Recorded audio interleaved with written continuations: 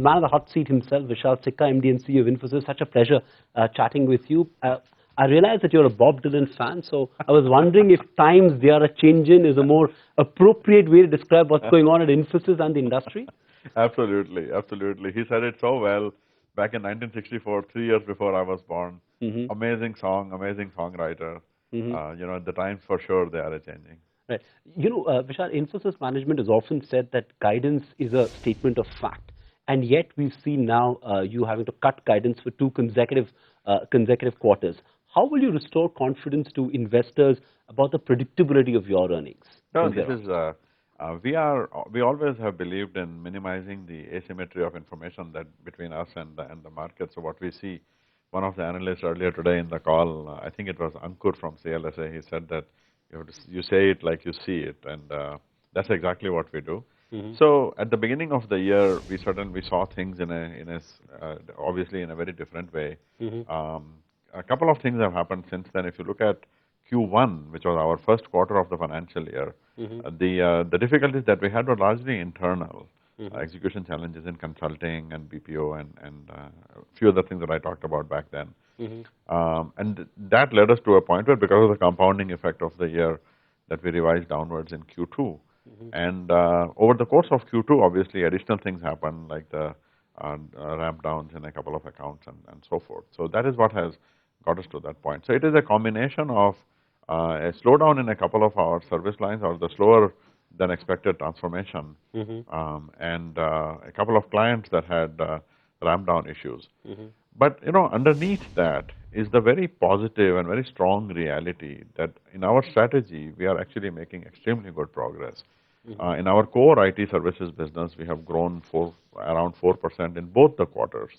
Our new services and software business is growing dramatically. And our cultural, the restoration, the reinvigoration of our culture has never been stronger. So I am actually extremely encouraged by that progress on the fundamental, the longer term aspects of our company, which is where the big issue is. There's a structural threat, the tectonic shift, as you said, is what we are addressing through this duality of automation and innovation. And on that all important front, we are continuing to make very solid progress. The short-term quarter here, quarter there declines and guidance and so forth are affected by more short-lived kinds of things. Sure. And I want to come and talk about those long-term trends as well. But on hindsight, do you believe you could have erred on the side of caution at the start of this year? Were there warning signs that you chose to ignore, or were they not visible at all? No, they were not visible. If they were, then we would have said it like we saw it. So. But are you confident from here on? Do you have enough visibility to ensure that in the near term you will not need to cut your guidance further and things will be around this? We have factored in all the downsides that we see at present, and obviously some more things could happen, who knows, but based on what we see right now, this is what... So would you say you've been slightly more conservative this time around and keeping in mind potential macroeconomic headwinds with your guidance? We have been as conservative as we have been, as I have ever been, so no difference. But this is what we see presently. Sure.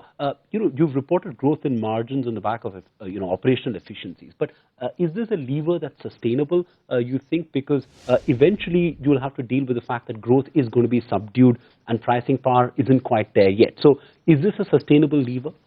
I think no. The operational efficiency has produced the margin improvement. Sure. The growth has come from our focus on innovation and our focus on automation and making our services more competitive and so forth. So if you look at the growth, a vast majority of the growth came in our IT services, the core work. And within that, I am extremely happy with how we have grown, in particular in the innovative areas of our growth, which is zero distance and zero bench and things of this nature, which have led to not only revenue growth, but also utilization and improvement and things of this nature. So I think that on that all-important core front, things have been going quite well. And I'm very happy about that. But is this margin trajectory sort of sustainable? Is this lever here to stay, is what I was trying to ask. Yeah, I think that the big change that is happening in our industry is best responded to through automation. That's the longer term structural answer to the downward shift. In the near term, there continue to be operational improvements, which are the traditional ones, like utilization, like the ratio of the people that we have on site and at the client locations versus offshore, which is much cheaper, the role ratios of how many senior people versus junior people, and things of this nature. And there is still some more room there for us to achieve more operational efficiency. We have taken, over the last several quarters, we have taken utilization from the high 70s to the low 80s now. It was 82.5 in Q2, which is a high for us over many years. And in particular, I'm very happy that the young people's utilization has gone up significantly, and that is largely because of this zero bench program that we have launched and the more innovative areas within delivery.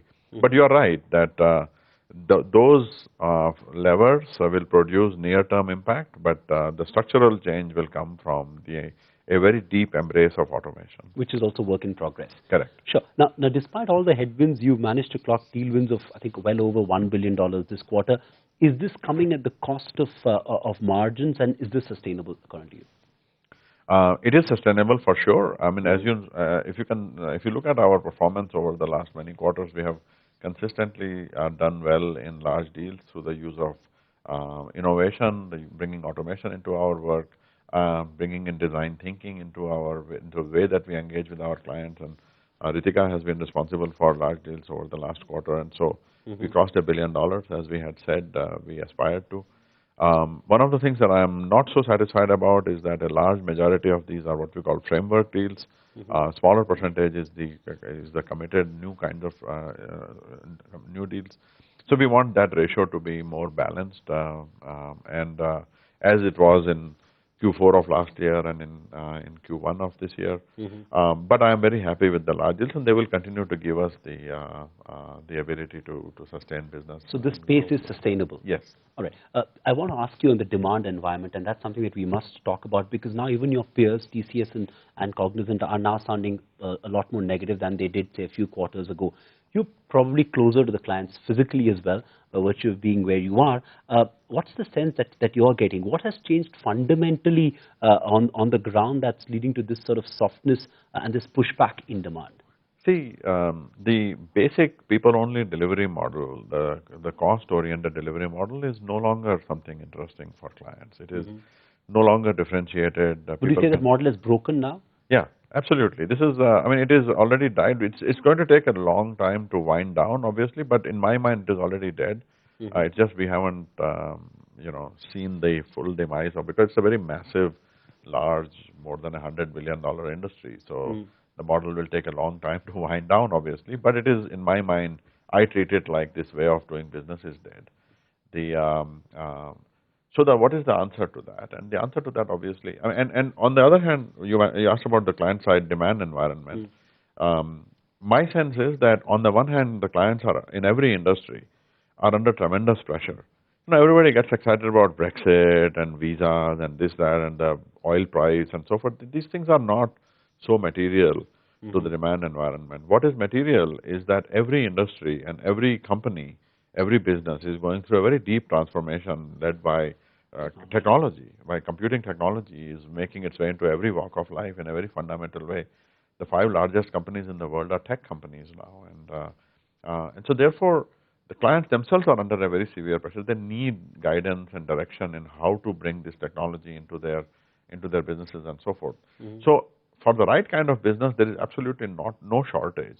But on the other hand, the cost pressure that they face, and coupled with the fact that this is no longer such a differentiated approach, creates the pressure that our industry is under. And it has to have a structural solution, which is AI, which is automation, and then the freedom that is created by the AI to get us to innovation, to become an innovation-centric industry, not a cost-centric industry. But for the core bread and butter business, which is, like you said, it's going to take time to wind down, as a whole, there is pressure, there is strain, which every company will feel, including Infosys as well, till the time you make this complete transition to AI. Yeah, but when you look underneath the surface, you see that it is affecting us far less than it is affecting other companies. and it is evident in the results in Q2 in particular. Sure. So how much of this pain do you think is attributed to the fact that banks in the US are not doing well, to the fact that there is pricing pressure in traditional business, and the impact that that SaaS is having on the enterprise business? So how much of the pressure would you attribute to these three factors? I mean, SaaS obviously is actually a huge opportunity.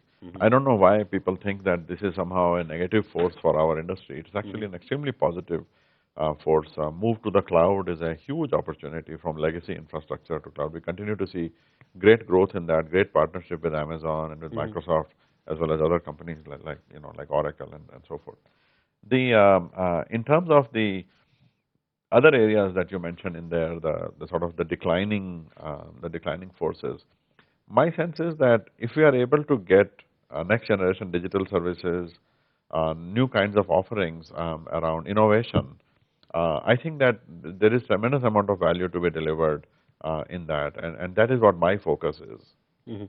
What about the increase in insourcing by captives? How concerned are you by that? Is that eating into your business, would you say? It is not so much eating into from a market share perspective, but it is clearly taking out a lot of the growth because clients have all these options available to them. We in fact invested in a small company that helps businesses establish their own captives, ANSR Consulting. My sense is that the model that we had, let's say 15 or so years ago, 20 years ago, there was an extreme differentiation at that time. All you had to say was we were Infosys, that we have the massive ability to train and teach, and we are based in India with the economics of the global delivery model, and then checks were being written, money was falling from the skies. But this is not the case anymore. This is no longer such a differentiated industry, and clients' ability to make a much wider set of choices, set up their own captives is a far better now than it ever was, and so a more structural response is necessary. Sure. I know you said that Brexit is not such a big deal as it's being made out to be, but it's still a near-term sort of headache, so to say, for lack of a better word. Yes. And the fallout of that is the depreciation that we're seeing in the pound. Do you expect this to have a further impact on your margins as well in the near term? Is that a big uncertainty, would you say? I don't think so. I mean, the large impact on margin comes from pricing, from our own delivery of our services, utilization, the cost of employees, and so forth. So I don't think that, and of course, one of the big factors there, the big levers there is automation. Sure. How automation will play a role in improving the productivity of our services and the economics of our services. So we tend to overstate the effect of things like Brexit and oil prices and so forth and elections and all that. But the reality is, in our business, ramp-ups of projects take a while. Ramp-downs have an immediate effect on revenue, so they can affect a quarterly result. And so every once in a while, a Brexit-like event can impact a client where you happen to have a huge investment, and if there is a ramp-down, then that affects you. But to say that Brexit is impacting the industry, it's nonsense. Yeah. So would you say that the worst of the impact is behind you as far as the Brexit is concerned, for the industry as a whole and for Infosys as well? I'm not sure. I mean, there will continue to be some changes. I mean, in particular, the banking sector will continue to see some effect. I mean, it's not yet been affected. Sure. So we have to see how that effect will play out and so forth. After it has played out, as unfortunate as this is, that it creates more silos and more compartments, more partitioning, it actually creates opportunities for companies like us, and in more interoperability, more transparency, more ability to do reporting and transactions across boundaries and things like that. So you'll need new kinds of IT projects to do all of that. And the other important thing to keep in mind is that despite the difficulties that many of these banks have and so forth, today we, and I say we as in the industry, not only Infosys, have a very tiny portion of the wallet share from the expenditure of these. So in the right circumstances, even though ramp downs can have an immediate effect, there is actually tremendous amounts of opportunity that is still available. So if we have the right kinds of services and value, there is no shortage of opportunity. Sure. The other thing that's causing some amount of uncertainty is the US elections. And would it be fair to assume that till such time we have a clear outcome, clients will sort of hold back on their on their spends? And from I don't think so. You don't think so? I don't think it has any effect on that. Mm-hmm. It's just that we are all tired of this nasty election season, and is it November 8th already or not yet? It feels like it's a long way away. But from an industry point of view, you think will a Democrat win be a best case scenario, despite the traditional sort of aversion to outsourcing? Would you say that from an industry point of view, a Democrat win is the best case scenario? My sense is that no matter what the wins? outcome is, the basic economic principles on which the U.S. industry sits are very sound, and I think that at the end we call it outsourcing, and there is every once in a while an emotional drama around it. Mm-hmm. The reality is that it continues to be an extremely attractive value proposition to clients to rely on the talent. And I mean, I am a U.S. citizen, and I have lived there since I was 19 years old. Of course, I am an Indian, but my sense is that increasingly businesses are thinking about us not as outsourcing and so forth, but as companies that can innovate, that can do things that nobody else can. I mean, we have been working recently, some of our clients in the US, I met them, and Visa in particular talked to us about how the partnership with Infosys is a very strategic partnership, not just one that is based on cost, but in multidimensional ways, advanced technology, research, recruiting, training. So I think that the more that we can transform ourselves away from the basic nitty-gritty outsourcing towards innovation, the better. So you don't think it's such a significant, it's going to be such a big event, so to say, for the industry as it's being made out to be? I don't think so. So whichever way the outcome is, you think the core realities will not change? No. Great. With all these headwinds, Vishal, how realistic is your 2020 target looking? You said a very ambitious target when you took over. How realistic is it looking at this stage? I mean, it's an aspiration. I have always said it's an aspiration, but what good is an aspiration if it is not an aspiration? So our targets, our goals, we define on a quarterly and yearly basis because that's where we have visibility. And earlier today, you were telling me about the complaints that people have on the target 1 year out. So this is a 5-year out kind of a thing. And but behind the 20 billion by 2020 and 30% margin and $80,000 is a very simple reality. That is a numeric capture of an aspiration to transform our company and hopefully as a result also the industry into one that is based on value delivery, where we decouple the value delivery from the presence of a person towards what the person produces, what an Infosys imagination can create, how much value we can deliver from innovation. And I think that on that all-important front, we are continuing to make progress, and I continue to be excited about it. The reason I'm asking this is, especially as far as revenues are concerned, you're right now not even half that target, little under $10 billion, so just shy of that. How are you going to get there? I mean, even for an aspiration, there's got to be some sort of a roadmap for getting there.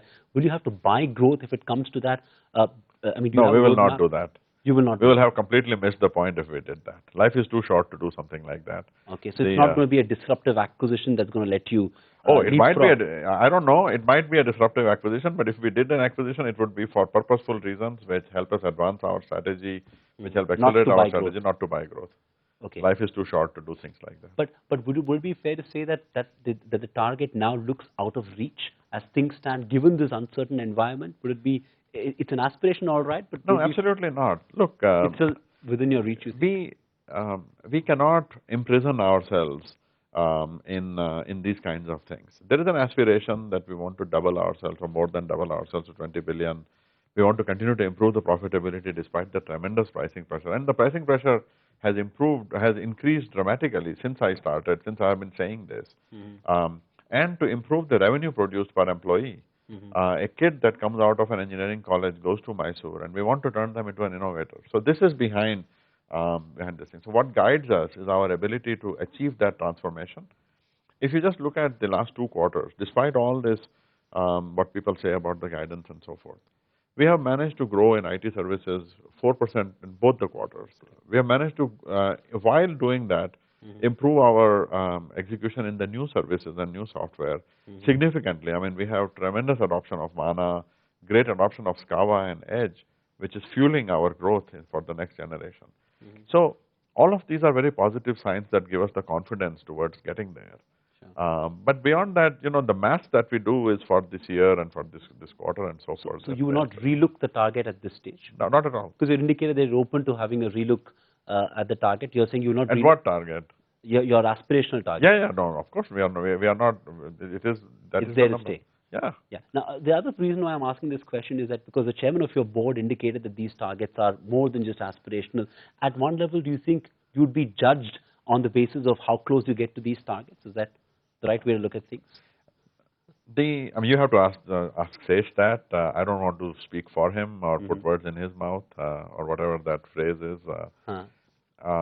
What I see is if a individual Infosys, if a project manager, if a small team working on a project for a client sitting in the US or in Europe is able to deliver value to them, deliver innovation to them that the clients could not themselves see, conceive of and think of, then we have managed to make a very fundamental shift in who we are, away from a company that does something because it is cheaper to a company that delivers value and innovation that nobody else could. That to me is a far more important purpose for why I do this, why we are what we are doing, than the goals. The goals have to be a consequence of the work that we do. The financial numbers that we achieve have to be a consequence of the work that we do. We cannot flip that. The cause and effect. What is it called? We cannot put the cart before the horse. The numbers are an outcome of the purposeful work that we do. They are not the reason for the work that we do. Okay, shift focus away from the targets and put the spotlight on GST, which is another big project that you're taking up. A lot of that. Awesome project. Yeah. A colleague of mine caught you outside North Block, I think last month, and you said it's one hell of a task. So, what progress are you making on that task? It's a very complex task. It has many layers of complexity. Of course, there are so many states that are now embracing the central approach of GST, and earlier we had thought there would be less, and then there are many different facets of society, from businesses to people to governmental agencies that are included in that, and the interoperability that has to be achieved. And the project itself is an extraordinary one. Whenever I find time, I get engaged with the team, and Naveen, our CTO, is constantly working with the team, and it's a very exciting project. It's all based on open source technology, the latest technologies, the cloud and microservices, interoperability. We are bringing in DevOps, and I think it's a project. So is it on track to meet the deadline, or are you worried about the April 1, 2017 deadline? Both. It is an incredibly complex but exhilarating kind of a project. I love it. I mean, the numbers are staggering. We are planning to do tens of thousands of transactions per second when it is running, and it is something that we will all be, the country will be proud of when it is running. But it's all based on open source technology, as much as possible on next generation ideas. And we want to succeed in not only what we do, but also in how we do it. Right? Something I'm very excited about, but also very anxious and. But what about the deadline? The April 1, 2017 deadline, you think it'll all be in ready for that, or 6 months away? We are both absolutely sure that everything will be fine, and nervous as hell that there are a million things that can go wrong, and we have no idea how many there are. So technology won't let the rollout of GST down, you're saying? We are, we cannot make a prediction like that, but we are giving our absolute very best. I am myself engaged in that. I love working on the project, and I have talked to both the Prime Minister and the Finance Minister about it. And the very best of our industry and our company will give it the very best, because the project deserves nothing less. Sure. Vishal, there's been some amount of concern on a series of senior exits that happened over the last few months. What do you attribute it to? Is it to the cultural shift that's seen in the organization with you taking over, your leadership style being different from what they've been used to over the years? What do you attribute it to? And a follow-up to that is that we've seen you increase the compensation, the board approve a higher compensation for your top management. Is it because you want to retain your top management? If you could just throw some color on that. No, these are very different things. So if you look at attrition, our overall attrition continues to come down. In particular, our high performer attrition has come down significantly, down to single digits now. The overall attrition is at 15.1% this quarter. It came down again. We want it to be in the 13 to 15 range. I think that is a good number that Praveen and I aim for. If you look at what we call the title holder attrition, that is around 4 or 4.5%. That is also something that we are quite happy about. In terms of the executives, see, we are going through a very fundamental transformation, a multi-dimensional transformation. On the one hand, it is the atmosphere that our clients see and the pervasive digitization and the kind of change that they see, the kind of costs that they see and so forth. On the other hand, it is the nature of our industry that is going through a very severe shift, the downward pricing pressure and the fact that it's no longer a differentiated model. We have to simultaneously embrace automation in our existing services and develop a culture of grassroots innovation, and then in parallel to that, do next generation new kinds of innovation that we do. When you look at innovator's dilemma and what Clay Christensen talks about and other people talk about, transformation of companies and so forth, generally there is a script that there is a cash cow, high margin core business, and the way you get out of that disruption situation is that you take margins, you squeeze the margins to fund the new areas, and then you grow in the new areas before the existing cash cow business dies and the growth declines and so forth. That itself is extremely difficult to achieve. In our case, it is further compounded by the fact that the cash cow business is under margin pressure. So that makes the transformation even more difficult. So this is not an easy journey that we are on. And the kind of talent that you need, the kind of leadership that you need to get this done, it is not easy. I'm incredibly proud of the leadership team that I have right now because they have seen what we need to get done. They not only have that comprehension of it, but also the execution, the ability to translate that into action. If you look at Ravi and Sandeep. So you don't attribute these exits to a cultural shift in the organization. It's more of... It's just, you need, sometimes some people cannot do it. It is nobody's fault. It is, you need different style, different abilities, different culture, different skills and so forth. And in terms of the compensation, again, the cash parts of the compensation, just as in my case, it is no different. There's a very minor difference there. The additional compensation that they have all got is because of the RSU stock option plan that we put in place. And we want to reward high performers and the executives based on the achievements that they can all get to, which will reward everybody. They are all linked to the performance of the company and so forth. So, so it is, it's great. All right. Just a few more questions, Vishal. Primarily on the governance part, there was some amount of flip-flop over Rajiv Bansal's severance pay and then the decision to halt it as well. Infosys is always seen as a very transparent company. Would you want to clear the air on what happened there? No, we are continuing. We are always a transparent company. In fact, the transparency and the high integrity, the high ethical standards is the reason that I came to Infosys. I left India when I was 19 years old, and to come back to this, the work culture and so forth, that was an essential thing for me. We hold that standard that Mr. Murthy and our founders have set incredibly seriously, and even beyond that, it is the reason that I am here. I would not be here otherwise. Having said that, the Rajiv matter, Rajiv was a great colleague. That matter is a KMP matter. It is a certifying officer of the company. So this is a board matter, and it is not right for me to comment on that.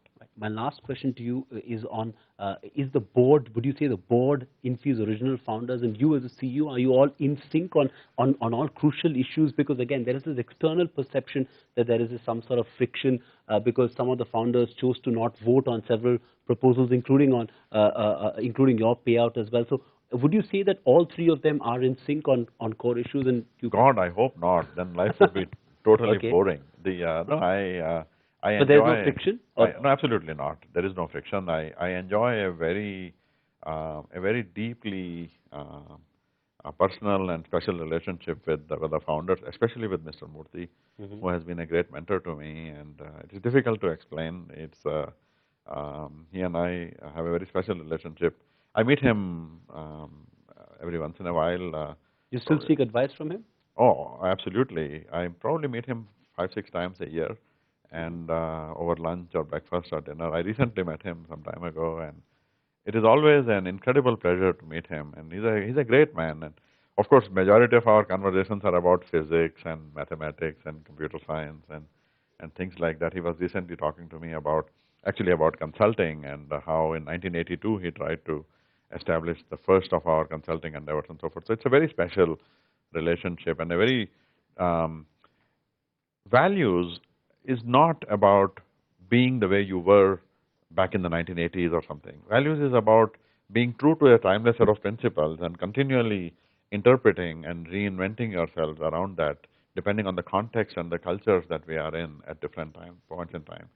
But so we are from very different generations and different times, and with my background from the US and so forth, but we share a very deep alignment in that underlying spiritual sort of value. Otherwise, this would not work. And the same is true with our board. I mean, the board is unanimously in support of what I do and so forth.